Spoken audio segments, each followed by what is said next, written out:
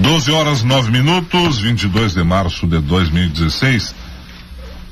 Estamos iniciando ao vivo nos 95,3 da XCC-FM, também no www.tvaplateia.com.br, nos canais 121 e 135 em HD no Vídeo Cabo Rivera, mais uma edição do Canal Livre. A saudação, um abraço e o carinho a todos aqueles que nos prestigiam cotidianamente no intervalo de jornada informativo aqui da 95.3 e nos dão o privilégio de permitir que adentremos aos seus lares, locais de trabalho, e nos levam também na carona dos seus veículos.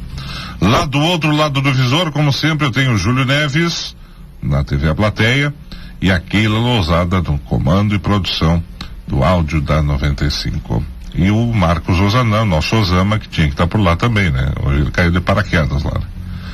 Keila, tudo bem contigo? Tudo bem, Bach, bom dia a ti e aos nossos ouvintes. Temperatura? Canal Livre, também aos telespectadores. Nesse momento, 20 graus e 4 décimos. Outono de uma forma fantástica. Ótimo. Se manifestando a nós. A umidade relativa do ar está em 80%. A mínima aconteceu a 1h12 da madrugada, 14 graus e 7 décimos. Não há previsão de chuva, viu, Bach? Tem certeza? Até sexta-feira.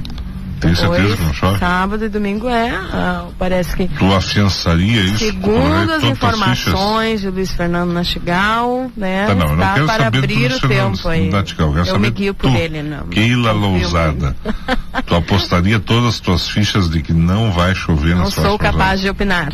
Não sou capaz de opinar, é bom, né? Baixou a Glória Pires. Baixou. Bem. Keila, noticiário, o que foi destaque na manhã de hoje? Olha só, Bach, o triste pânico na Bélgica, ao vivo. Puxa, Bélgica. As explosões deixam pelo menos 34 mortos e 198 feridos em Bruxelas. Os ataques foram registrados no aeroporto internacional e em uma estação de metrô da capital belga. Então a preocupação é muito grande porque foram duas explosões no aeroporto internacional de Bruxelas e uma terceira na estação do metrô de Malbec. Deixaram na manhã desta terça-feira pelo menos 34 mortos e 198 feridos. Não há confirmação ainda de brasileiros entre as vítimas fatais. Eu li na internet que aquele jornalista da Rede Globo, o Camargo, estava chegando lá em Bruxelas. O Zeca? É esse, Zé Camargo. Estava chegando em Bruxelas no momento da ocorrência. Eu teria chegado alguns instantes ali. Estava na internet hoje pela manhã. Então, o ex-jogador de basquete belga brasileiro Sébastien Belin está entre os feridos no atentado do aeroporto. Ah, que loucura, tio. Muito pânico. Algum grupo terrorista assumiu ou não? Olha, Bach, até o momento não. Estima-se que o que se sabe até o momento que as explosões foram por volta de 4 horas da madrugada aqui, horário de Brasília. E aconteceram 4 dias depois da prisão de Salah Abdeslam, peça-chave do planejamento dos atentados à casa de shows Bataclan e aos outros pontos de Paris, que aconteceu em novembro do ano passado. É de se investigar, então. Bueno. O que mais, Keila? Vindo agora para o país, para o Brasil, Polícia Federal deflagra a 26ª fase da Operação Lava Jato. Cerca de 380 agentes cumprem 110 ordens judiciais no Distrito Federal e em mais 8 estados, incluindo o Rio Grande do Sul. Para fechar, temos aqui, Bach, vamos falar uma notícia local aqui do nosso estado. Crise nas finanças. O Rio Grande do Sul mostra disposição de aceitar novo acordo da dívida.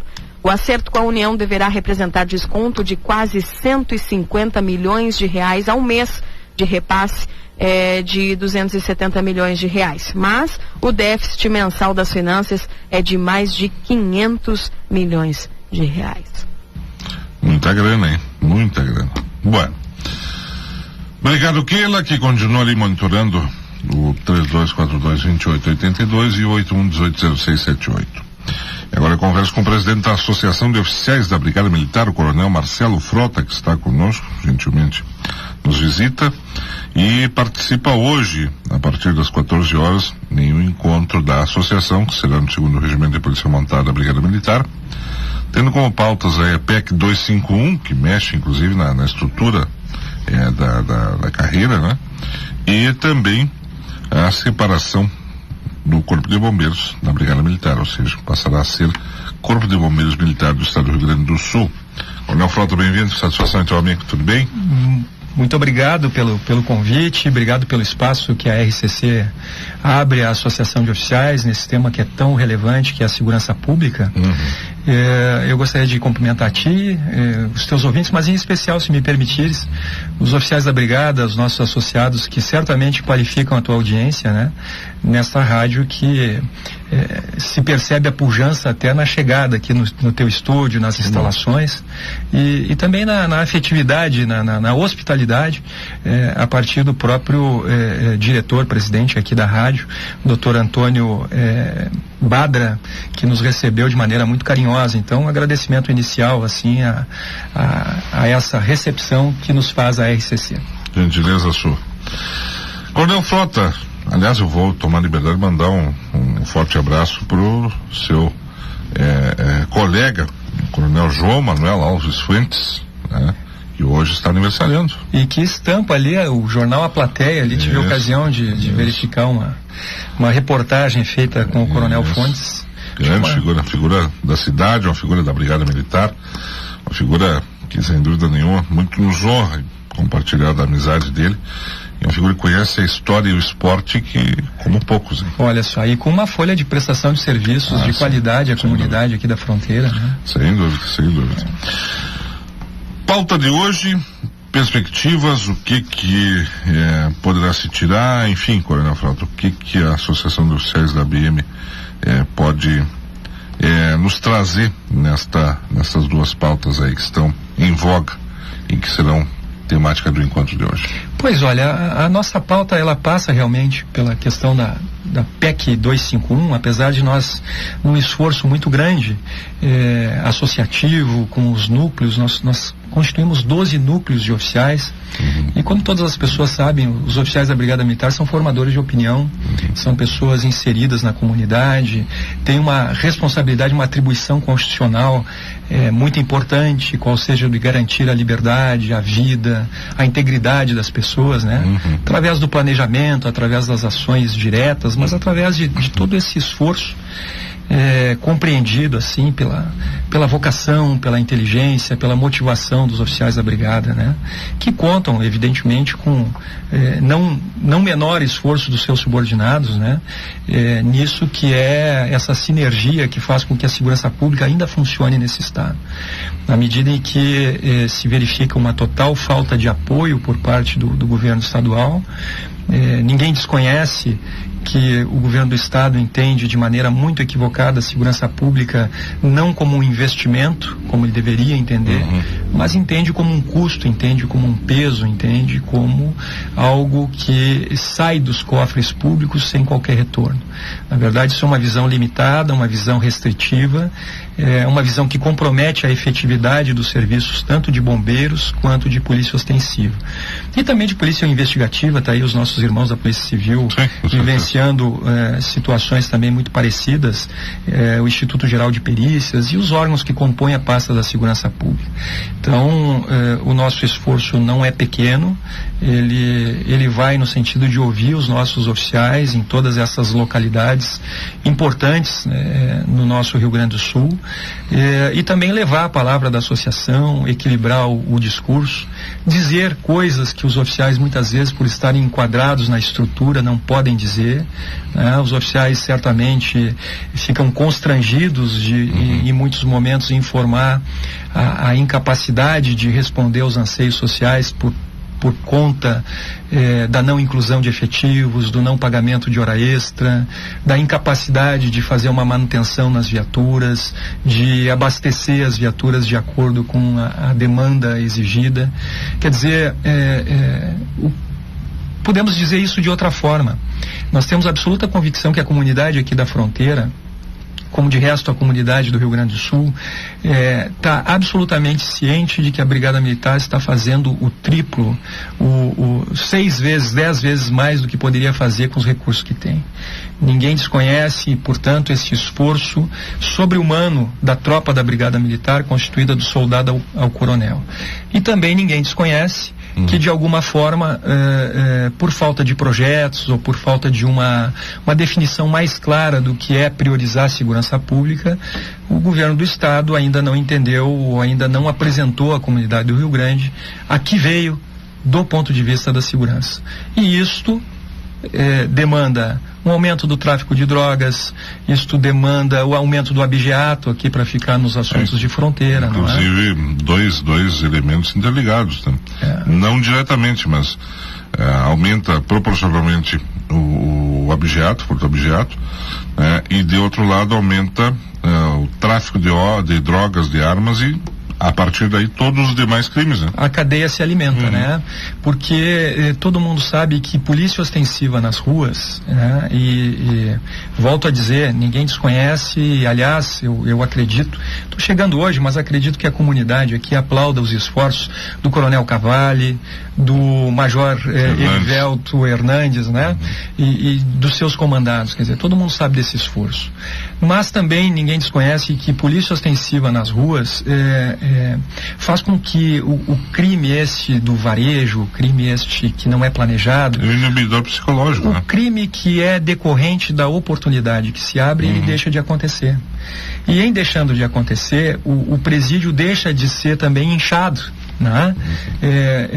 De pessoas que cometem crimes circunstanciais.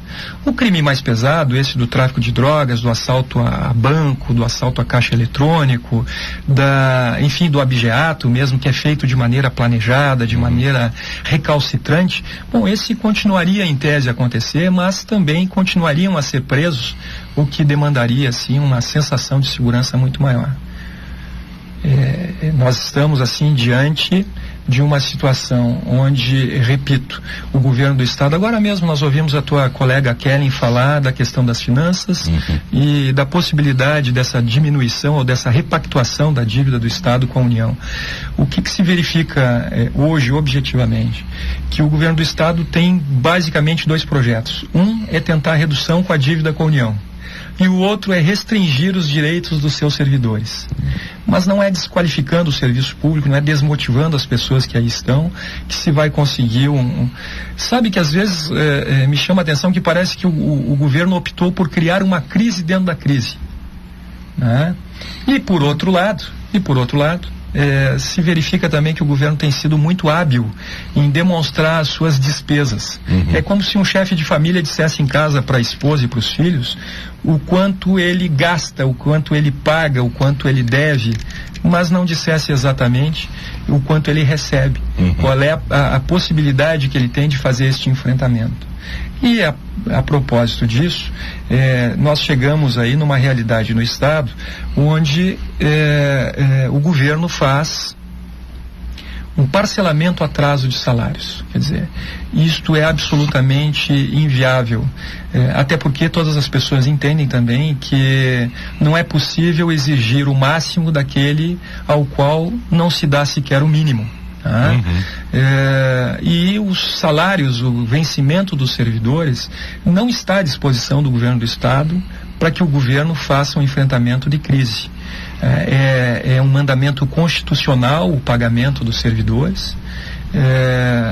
Existem decisões judiciais nesse sentido e nos causa assim um desconforto muito grande, além das demais situações aí que nós poderíamos colocar com relação à dignidade da pessoa humana. Viola essa dignidade, viola toda a capacidade que o indivíduo tem de chegar em casa, de comprar medicamentos, comprar o gás de cozinha, o alimento. Então, realmente é uma situação assim muito complicada, onde o governo, que já abriu mão da saúde, já abriu mão da educação, já abriu mão do transporte, porque não faz esse enfrentamento, não faz também o enfrentamento da segurança pública. E segurança pública, Henrique, é um direito a priori. As pessoas não se reuniram em sociedade para melhor se alimentar ou para se educar de maneira mais adequada. Um dos esteios da tripé, né? Educação e saúde. As pessoas se reuniram em sociedade no primeiro momento para se sentirem seguras. E se tu não tiveres isso, o teu filho não consegue, a filha não consegue ir na festinha na casa do amigo ou da amiga.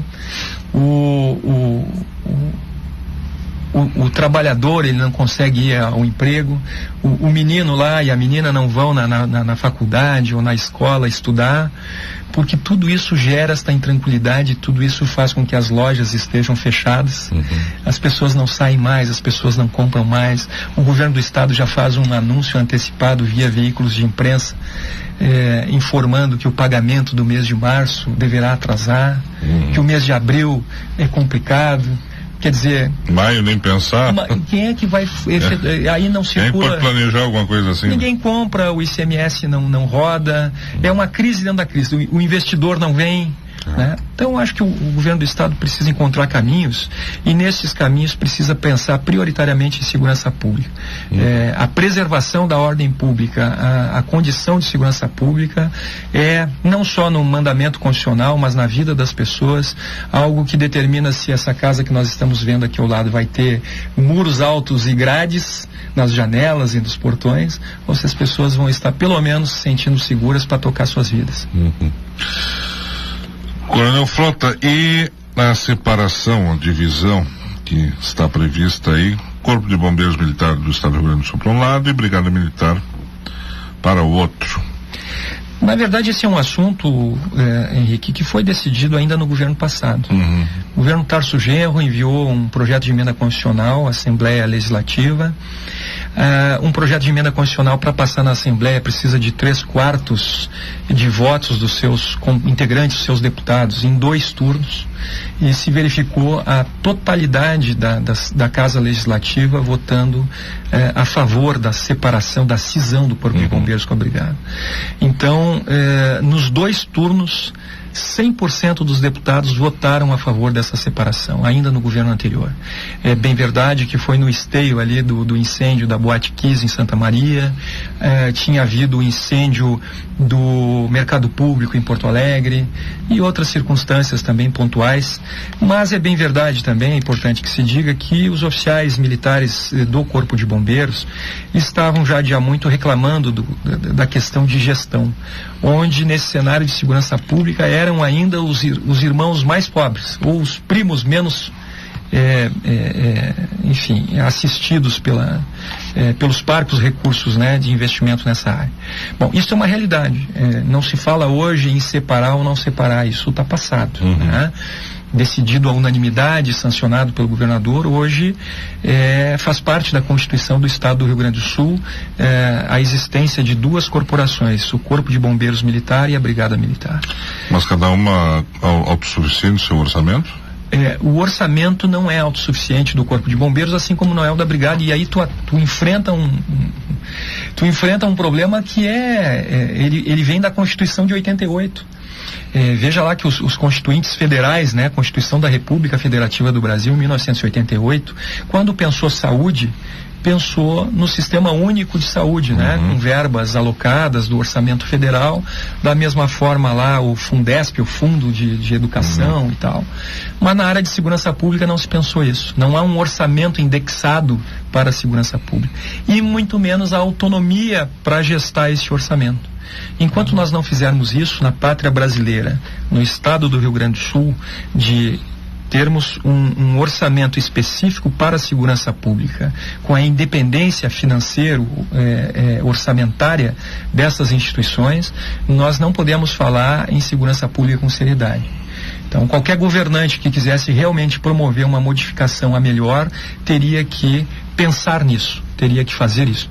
E contrário senso, o que nós tivemos que fazer? Nós tivemos que brigar no plano plurianual do governo do estado, do governo Sartori, para os próximos 4 anos, para garantir uma reposição salarial que havia sido concedida no governo anterior. Então, são circunstâncias que demonstram para a população por que nós não temos assim uma segurança, eu não digo de excelência, eu não digo no limite das nossas possibilidades, eu digo de outra forma. Por que o senhor e a senhora que estão nos ouvindo em casa ou nos assistindo pela TV não têm a segurança que deveriam ter? Porque o governo do estado não pensa com prioridade em segurança pública.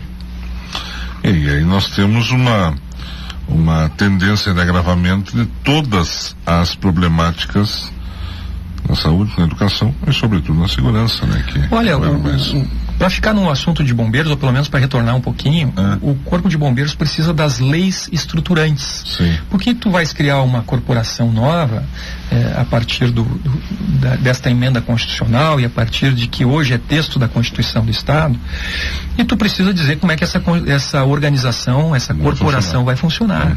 Então tu precisa da lei de fixação do efetivo, tu precisa da lei de transição para saber quantos oficiais da Brigada Militar realmente vão querer se transferir para o Corpo de Bombeiros, porque mesmo que aqueles que têm o curso de especialização em bombeiros poderão optar por permanecer na Brigada Militar.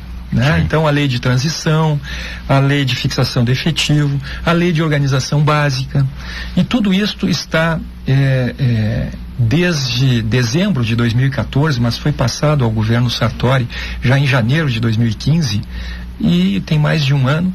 Há uma data limite para que esses projetos de lei e para que esta separação de fato ocorra, já que de direito já aconteceu, que é o dia 2 de julho, que é o dia do bombeiro. Então, dia 2 de julho deste ano de 2016, essa separação terá que ter acontecido também de fato. E está o Rio Grande do Sul aí aguardando. Porque veja, assim como promoção de oficiais, assim como o orçamento para as polícias militares, polícias civis, corpos de bombeiros, assim como a questão da organização do Corpo de Bombeiros, tudo isto são assuntos que importam diretamente ao cidadão do Rio Grande. As pessoas que estão nos ouvindo, eu repito, isto não é assunto, isso é assunto dos oficiais, isto é assunto dos bombeiros, isso não me diz respeito. Estão enganados aquelas pessoas que pensam. Diz mais respeito à cidadania do que propriamente aos integrantes da corporação. Verdade. Muito mais. Verdade, muito bem colocado. Assim como algumas pessoas, alguns políticos especialmente, vez por outra, nos ameaçam. Olha, nós vamos desmilitarizar a polícia militar. Bom, isso é um problema do cidadão. Isso é um problema do senhor e da senhora que estão me ouvindo. Isso é um problema do político. Porque polícia militar, por exemplo, não tem direito à sindicalização e à greve. Nós não fazemos greve. Porque polícia militar presta um serviço de natureza civil. Quando eu me envolvo lá para o atendimento de uma ocorrência de trânsito, mesmo quando eu estou efetuando uma prisão, todos os atos de polícia ostensiva são atos civis, de natureza civil. A nossa estrutura e a nossa organização é que é militar. E é importante que ela seja militar para o pronto acatamento, para que nós possamos ter uma organização de tal sorte eficiente que vai responder, por exemplo, a um tornado, como aconteceu agora há pouco em Porto Alegre, que vai responder de maneira imediata a uma situação de defesa civil, junto com o Corpo de Bombeiros, junto com a Polícia Militar. Quer dizer, esse pronto acatamento, essa disciplina, essa hierarquia são parte da estrutura militar das polícias militares. Bom, quer desmilitarizar? Tu vai perder esta organização. O atendimento vai continuar o mesmo, mas esta organização tu vais perder. E em perdendo isto, tu perde lá a justiça militar, que é muito rápida no responsabilizar aqueles que são transgressores da disciplina ou mesmo da lei, né? Tu vais perder esta estrutura, tu vai perder o pronto acatamento, tu vai perder uma série de coisas. Então a nossa resposta aos políticos, que é desmilitarizar, pergunta para o senhor e a senhora que estão nos ouvindo, o senhor e a senhora que estão nos assistindo, né? Estes são os maiores beneficiados da nossa estrutura militar e da natureza da prestação do nosso serviço ser civil. Muito bem. Coronel Marcelo Frota, presidente da Associação de Oficiais da Brigada Militar. Obrigado pela presença, pela participação. Sucesso no evento de hoje à tarde, e aqui permanecemos à disposição. Eu agradeço demais, agradeço a audiência de todos os teus ouvintes, mas em especial aqueles oficiais nossos associados que nos deram também o privilégio de nos escutar até agora, e quero cumprimentar mais uma vez a RCC, o Jornal A Plateia, enfim, os veículos que são tocados de maneira muito diligente aí pela organização aqui e pelo teu programa em especial, Henrique. Muito Parabéns. obrigado. Abraço. 12h33, intervalo comercial chegando, e na sequência nós voltamos com mais Canal Livre aqui na 95 e na TV A Plateia. Fique aí.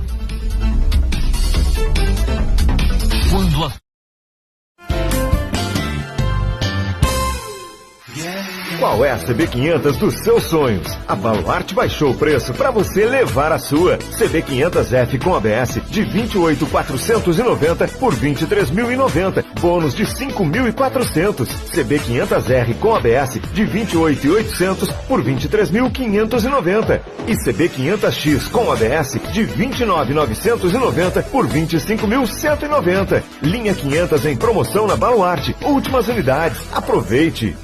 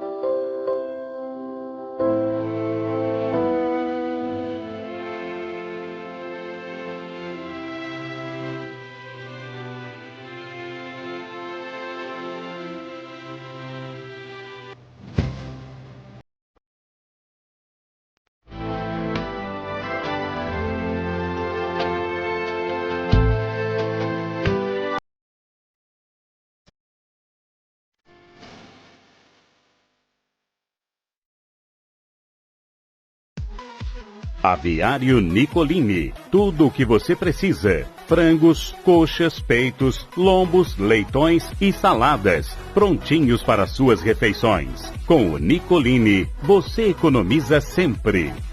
Confira a linha completa em perfumaria, produtos Natura, maquiagens, aromatizantes de ambientes e diversos medicamentos. Saúde e economia perto de você. Ecofarma, farmácia da linha.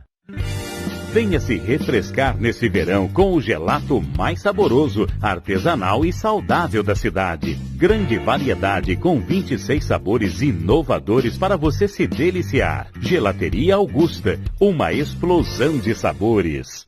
Precisando de mais tempo livre? Venha conhecer a minha lavanderia. Fazemos lavagem em geral, cama, mesa e banho, além de lavagens a domicílio, sofás, almofadas e colchões. Comodidade e praticidade você encontra aqui. Rua General Câmara 2098.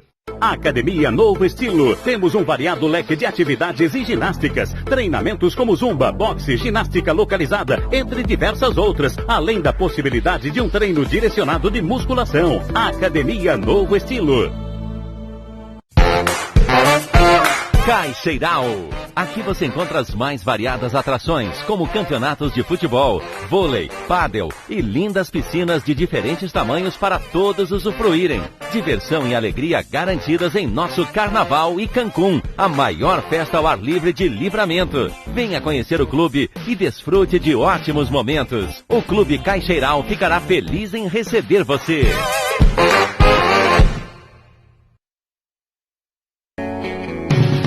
Zanlube, a loja mais completa em máquinas e ferramentas profissionais da região. Distribuidora com os últimos lançamentos de máquinas Tramontina, Bosch, DWT, DeWalt, Ford, Skill, Black & Decker, entre diversas outras. Além da linha completa em jardinagens, mangueiras e ferramentas.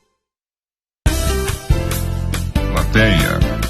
Canal Livre agora recebe a representação da coordenação da economia solidária em âmbito de Santana do Livramento. Temos a presença da Marisa da Luz e da Vera Trojan, ambas coordenadoras, e nos trazem informações sobre a participação com trabalhos na quarta-feira binacional de Páscoa. Tudo bem com vocês? Bem-vindos. Tudo bem. Bom, quantas pessoas vão estar participando dessa ação da economia solidária na feira? Que tipo de produtos, mercadorias, enfim, vão ser disponibilizados para o pessoal? Vão participar todos os empreendimentos da casa, que fazem parte da casa. São 5 empreendimentos hoje, atualmente, que estão fazendo parte e que vão expor os produtos lá na Feira Binacional de Páscoa. Quais são, Marisa?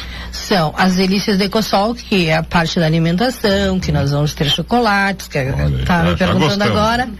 E tudo que for assim, pão caseiro, doce caseiro, E tem as mulheres que faz, a Associação das Mulheres que faz, que é o tipo de artesanato variado. Temos os Teares do Sul, que é com a lã, né? Com a lã natural. É um trabalho muito bom que está acontecendo lá na casa, que é um projeto, e elas vão expor, já tem bastante material para expor. O Costuarte, que são das costureiras, e a gente também trabalha com as mulheres dos Assentamento Liberdade para o Futuro, que elas trazem geralmente a agricultura familiar e alguma coisa de lã também, de lã natural. Ótimo. Então, o pessoal em que horário vai poder verificar, adquirir, enfim? Assim, ó, nós lá da casa do Economia Solidária, a gente quer passar o dia na feira, porque o horário da feira mesmo vai ser das 15 às 22, né? Porque a feira é um convite da Secretaria do Turismo que nos convidou para nós participar da feira. Aí nós tomamos a liberdade de pedir se era possível nós ficar todo dia, porque para nós é melhor, né? O fluxo de gente. E tem a Semana do Turismo e a gente está recebendo os irmãos aí e eles têm uma aceitação muito boa pelos uruguaios do artesanato. É verdade, muito bem lembrado. Então vocês vão a partir de 9 horas da manhã 9 horas, até o final da feira. Até o final da feira, perfeito. Vai ser na quarta, quinta, sexta e sábado. Sexta não. A gente fecha, sábado. Sexta é o feriado, com razão. Tá, e o 25, que é o feriado de Sexta-feira Santa. Tá, então o pessoal vai ter a oportunidade aí de conferir não apenas o trabalho de vocês, como ter a perspectiva de fazer presentes diferenciados aí na Páscoa. Na Páscoa. Quem quiser. De chocolate tem bastante artesanatos, né? Para oferecerem. Tá certo. Bueno, deixa eu perguntar outra coisa. Cursos na área de economia solidária, tem alguma previsão, tem alguma expectativa? Agora nós estamos... Quer falar? Agora mais pertinho do microfone, Vera, por favor. A gente está tendo o curso da Costuarte, que é um corte de costura, né? Teve a professora até do Uruguai, né, Marisa? Sim. Ela está nos cedendo de lá para fazer um curso até julho. Aí é 2 vezes por semana, né? Nós estamos num projeto de incubação dos empreendimentos econômicos solidários, do qual o ERGS e a Unipampa. E a partir daí veio esse curso para Costuarte. Eu fiquei sabendo, inclusive entrevistei a professora aqui, que encaminhou o projeto. A Cassiane. A Cassiane, exatamente, Cassiane da Costa. Ela comentando, e eu achei uma iniciativa excelente, né? Porque esse tipo de projeto e fomentar mais aí. Sim, fomentar o movimento da economia, né? Exato, porque a gente sabe que tem muito mais perspectivas até mesmo para a questão das trocas dele. Sim, né? As trocas entre grupos e a inclusão, né? Porque a economia solidária é um movimento que ajuda muito na inclusão das pessoas. Nós temos muitas pessoas lá que foram incluídas no meio. Então o nosso movimento é para isso, é autogestão, é nós não ter patrão, né? A gente trabalhar como é que eu te digo, dentro dos princípios da economia solidária, né? Que é a autogestão, a solidariedade, o cooperativismo. Então, o nosso movimento é trabalhar para a formação de associação e cooperativismo. Cooperativo, é verdade. E é uma boa, né? Até porque a cooperativa tem farto acesso aí a perspectiva de créditos, ajudos baratos, dá para estimular cada vez mais, fazer a coisa crescer, né? Bom, além da feira, vocês estão com um local ainda na Rivadavia ali? Antigo Fórum? Número 60, né? Isso. Tá ótimo. Pessoal que queira integrar a economia solidária, pode procurar ali, enfim, qual é o procedimento? Sim, procura ali, né, Marisa? Procura ali, daí de repente ela vai ter que entrar numa associação com nós, ou se ela pertence ao artesanato, aí, que é a mulher que faz, ou da Delícias, que é o negócio de alimentação, daí ela entra no... Às vezes conforme o perfil ela pode ser encaixada. Conforme o perfil da pessoa. Tá, tem um custo? Não tem custo nenhum. Ela deixa o produto dela ali e ela deixa 10% sobre a venda. Sobre aquele que for efetivamente vendido. Então, e aí atende uma vez por semana, se ela tiver disponibilidade de atender. Claro. Porque a gente tem a Marisa, fica das 9 às 3 horas. Aí de manhã fica uma com ela, de tarde tem mais 2 que ficam ali atendendo. São as voluntárias, né? Sim, do grupo são voluntários. E os 10% é para manutenção, né? A gente precisa de várias coisas na casa, que se nós não fizer a manutenção da casa, não é possível, né? Não tem. Então eles já têm de graça o espaço para formação, para comercialização. É só essa colaboração. E esses 10%, se tu fores analisar, é mínimo, né? Porque às vezes tu não vende nada.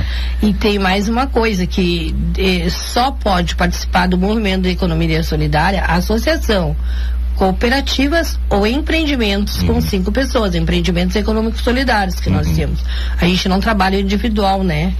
Porque às vezes as pessoas lá, mas me disseram que eu viesse aqui, mas não é. Tu tem que trabalhar no grupo, né? Se tu não tiver uma associação, uma cooperativa, tu tem que tentar te adaptar aos grupos que tem na casa, se tu tem necessidade de expor teu trabalho. Claro. E pode verificar alguma coisa mais alinhada com esta ou aquela área de produção, né? É assim mesmo. Esse é o procedimento. Muito bem. Mais algum detalhe que vocês queiram colocar? Aqui nós estamos esperando a população, né, de Santana do Livramento, que prestigia a Feira Binacional da Páscoa, e vai ter várias atividades e várias atrações durante o dia e a noite, né? Certeza. E a nossa casa, né? Porque a nossa casa, ela não tem muito, não tem vitrine, porque ela fica no fundo. Então tem pessoas que, mas eu nem sabia que existia a Casa de Economia Solidária. Então, a gente está convidando a todos que na rua Rivadavia Correia, número 60, tem todos os tipos de artesanatos. Atualmente está esse curso do corte e costura, mas também a gente tem professoras que trabalham com crochê, com tricô, bordado em fita. Então, se vai lá, conversa, tem a professora para dar o curso. Tá ótimo. Marisa Rivera, agradeço a vocês, desejando muito sucesso. E acima de tudo aí, uma feliz Semana Santa e uma feliz Páscoa repleta de realizações com retorno para vocês. Obrigada, e quero agradecer a gente ter a oportunidade de vir aqui expor a nossos trabalhos da casa. E uma boa tarde para todos, para o senhor Bach. Tá bom, muito obrigado. E sempre à disposição, viu? Obrigado. Tá bom. Canal Livre fica por aqui, agradecendo a companhia e a sintonia de todos vocês que estiveram conosco. Na sequência tem os patrocinadores e o correspondente Piranga via Rede Gaúcha Sat. Depois tem o Sala de Redação. Eu retorno logo mais às 17h30 na conversa de fim de tarde. Um forte abraço a todos, excelente jornada e nos reencontramos. Tchau.